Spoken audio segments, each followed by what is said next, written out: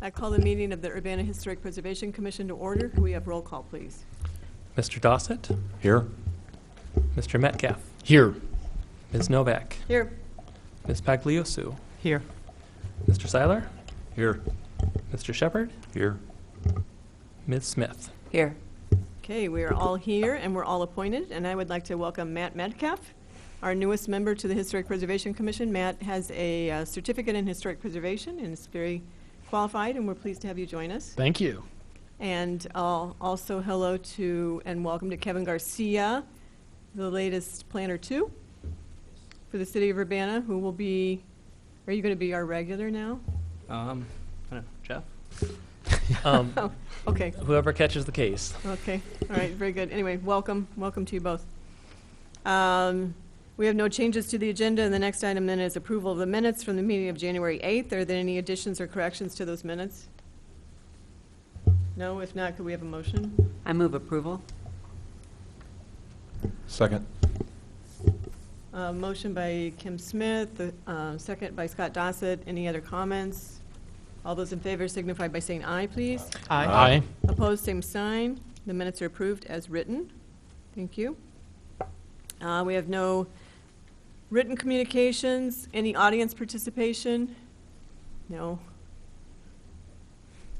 No continued public hearings, no old business, no new public hearings, no new business. Next. Next, we have monitoring of historic properties, and first up is Tiernan's Block, the Masonic Temple Building at 115 West Main Street.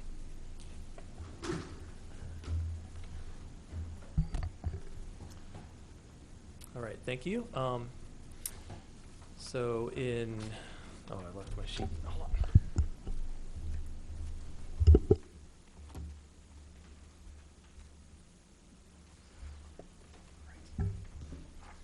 In March, we had a certificate of appropriateness application to put new shingles on the Tiernan's Block Masonic Hall. And here is a photo of what they were going to install on top and what they were removing on the bottom. And this was approved administratively on March 21st, and the work is done. Sorry, we don't have any after photos for you. It's a architectural shingle that they used.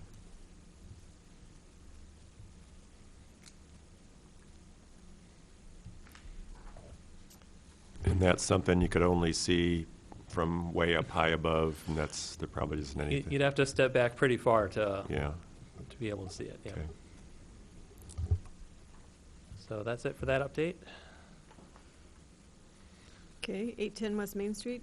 810 West Main Street was, we received an application for a certificate of appropriateness in August, and that was administratively reviewed. Ms. Smith was acting chair to review that. Let's see. And they are replacing the porch stairs, and they're going to take out these piers, wing walls on the sides of the porch, put a foundation in, and replace them with the same materials. And that was approved, and the work has not yet begun. And I've actually got one more update. A picture of what that house looks like, the whole thing, do you? Oh, let me see. Probably not. Unfortunately, Yeah, It's a bungalow. Pretty good toward size. the end of the block. Mhm. yeah, it's got an But the- enclosed brick I've been by there a porch. million times. I'm sure I could conjure It's it up about in the my head. third house from Lincoln on the north side of the street. Yeah. The other update was our case from last year. Actually, I think the application was last year and the meeting was in January for 504 West Elm. They are replacing the porch, and here is the rear entrance porch on the east side. And here is a photo of the progress as of today. And that was something that the commission approved back in January. Is that the house that was partially or mostly unoccupiable? Or is that the other one? I think I'm might not have sh- been. I'm not sure which. Did it look like there were people living there? I Or could didn't you go tell? out today. Yeah. It was our intern took this photo. And it's, and that, what was it, that parts of the top of the column that had fallen off or were lying in the window well? Is That was anything this ever? one, yeah. That was The that one? column issues, yeah, Is but that still unresolved? Do we know? I don't know. I could definitely check that out for you. Yeah, I don't think that capitol's been replaced yet on Did- the furthest column to the west. And did you just show us a picture of the front of the house? Yeah, do you have that, Was that Jeff? Yep. today's? There we go. hmm Yeah, that one over Yeah, there it's on the gone. far There, side. yeah. Is that today's? No, this photo is old. Okay. Okay. Yeah, because it's been painted. They've actually been doing a lot of work on this house. Mhm. But yeah, my understanding is both this house and the one next door, the other landmark, are both occupied still, Mhm. or at least partially occupied. I think it was this one that they had lots of building code, maybe. I don't remember. It was one of these two. I think we talked about it here, but it was a while ago. Yes. Any questions about the monitored properties? No? Yeah. Do you have something else? Go. Does anybody know what's going on with the Royer House?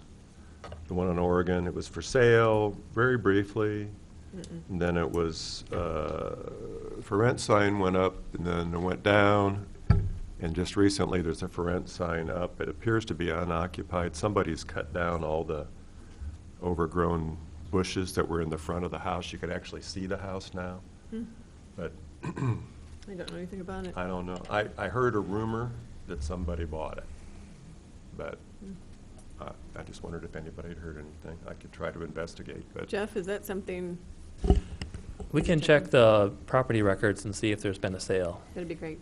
Sure. Thank you. and the rumor I heard, if it was true, it'd be good news, I think. But somebody who keeps up property well. Okay, Okay. Scott? Yeah, my question regards a couple of late June emails between Councilman Roberts and the entire commission, which were kind of cease and desist in the context of questions about the Urbana Landmark Hotel and some exterior decorative timber replacement. And I mean, I understand why that conversation couldn't go on, but I have a note that Alice responded to Dennis. I mean, I've gone by, I usually go in that place to talk to XJ as opposed to walk around. I just wondered what was going on, what the level of concern was, and if staff has taken any action about the list of concerns that Mr. Roberts had that I think Elizabeth Tyler at least was aware of, so. Well, yeah, there have been several concerns with that property, with building maintenance and with fire code, and just making sure they're getting occupiable, and they're working on those before they work on the exterior and historic issues. I went by after Councilmember Roberts' email, and the area that he was talking about is on that 1970s edition. And that's, I agree it doesn't look good, because you can see where that fakey Joomer's Tudor look was peeled off. And you can see the ghost of that when it was painted over. But it's a non-contributing portion of the building, so it has a different set of rules. That potentially could even be torn off of the building and not affect the listed property either in the National Register or the local designation. So, there's really nothing we can do about it. Yeah, well, I appreciate the clarification. Maybe I was here when that landmark application went through, but I didn't recall what that status was. I mean, of course, that's not part of the core building. There's actually like a physical disconnect between the real old Royer Design portion and the second one. I just wanted to make certain that staff had taken a note of that and that we'd had some action. And so if we're interpreting that as a non-contributing part of the structure, then, at a minimum, I would hope that staff would get back to Councilman Roberts and state that HPC has discussed that it's a non-contributing structure, and it is, you could cite some chapter and verse about what that means in the context of the ordinance, and, provide him with some rationale for our non-action. No, that's not, non-action is not the right word, for our reasoning of his question. Yes, I will do so. Thank you. Yeah, I mean, it's just not under our purview, period. Any other monitoring? No? Okay, next item is staff report, and Kevin will tell us about the certified local government report.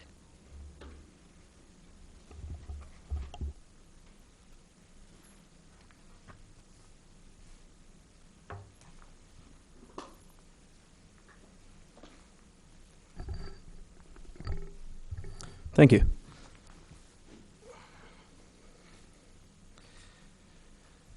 So I'm not sure that we normally really report on the certified local government reports, but we did just finish one up, so we decided to share it and decided we would just, I guess, refresh all of your memories on what happened in fiscal year 2012 to 2013.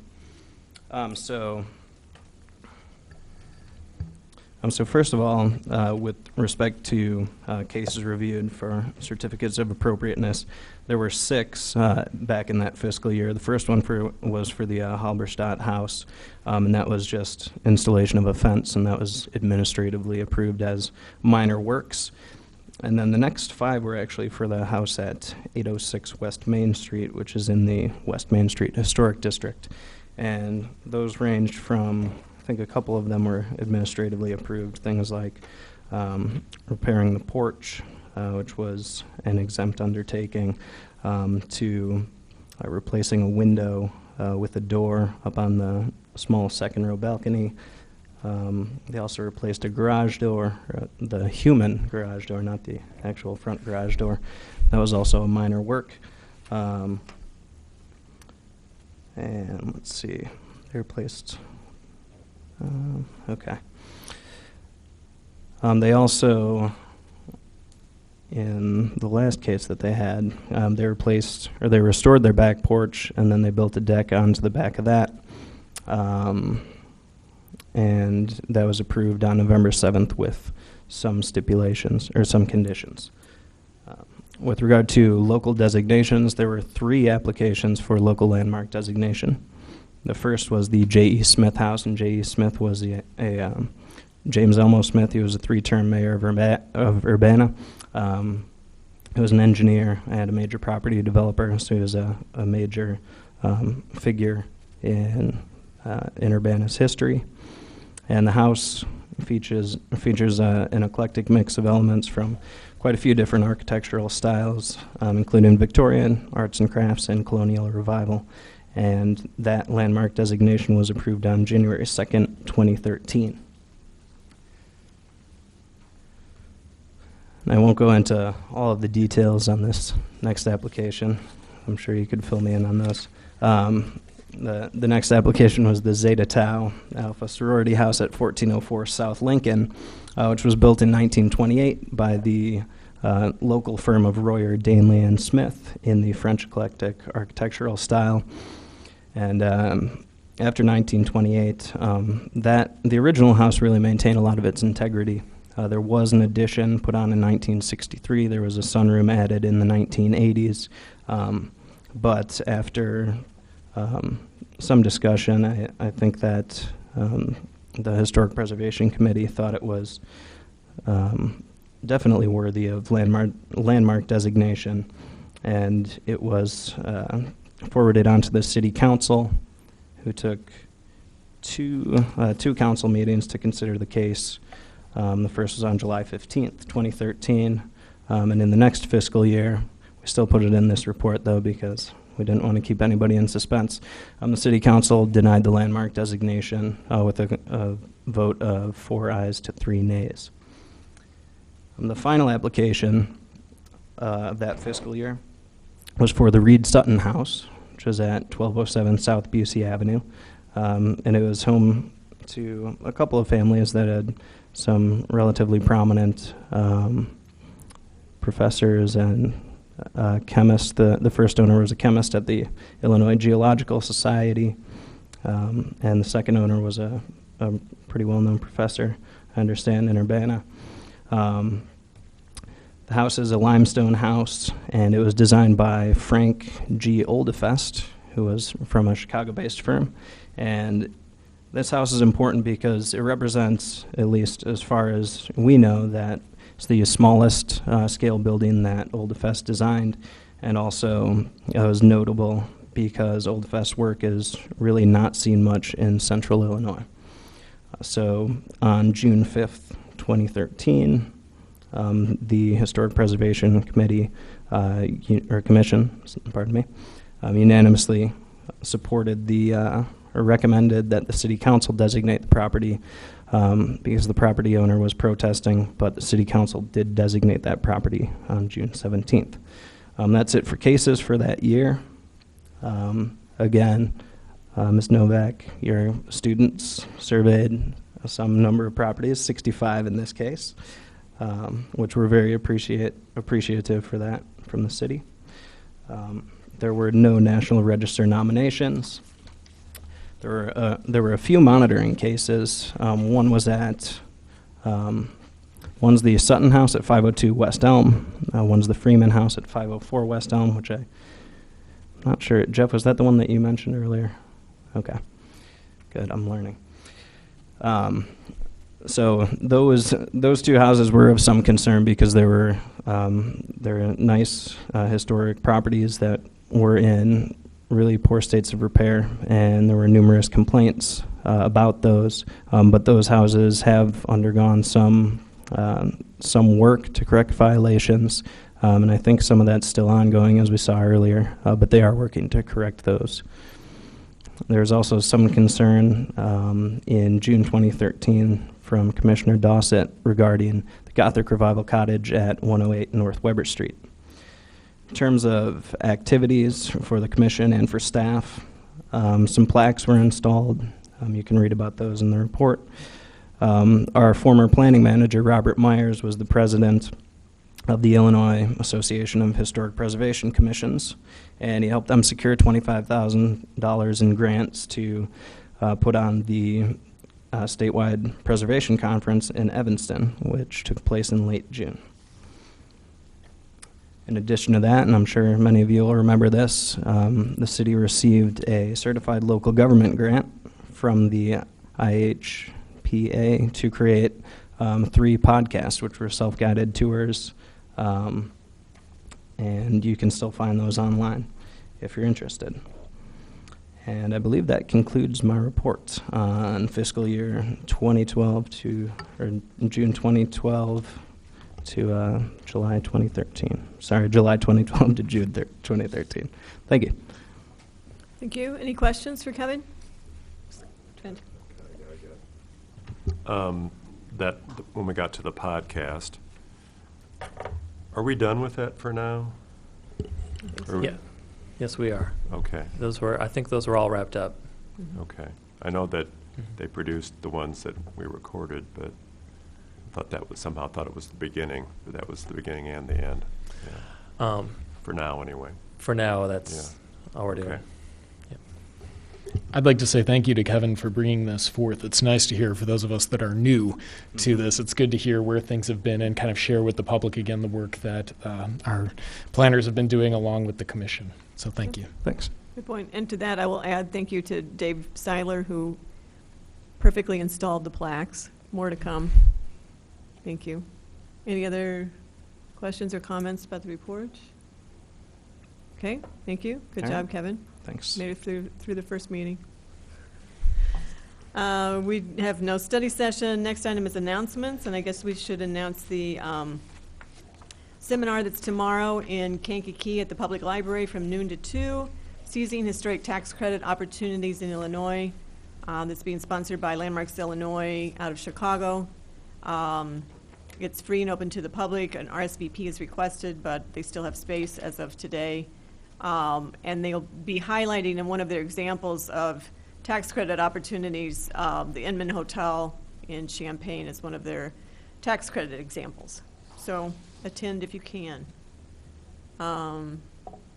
Anything else?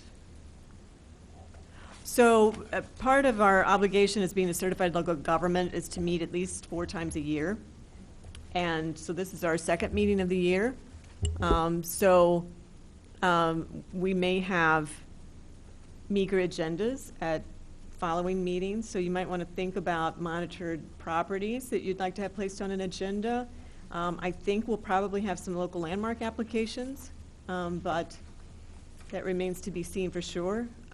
But we will have to meet 2 other times. So, and we only have 3 months left, so be prepared, please. You have been warned. Anybody, anything else? No? This is a record for us. Do we have a motion to adjourn then? So moved. Second. Moved and seconded. All those in favor signify by saying aye. Aye. Aye. Opposed, same sign. We're adjourned. Thank you.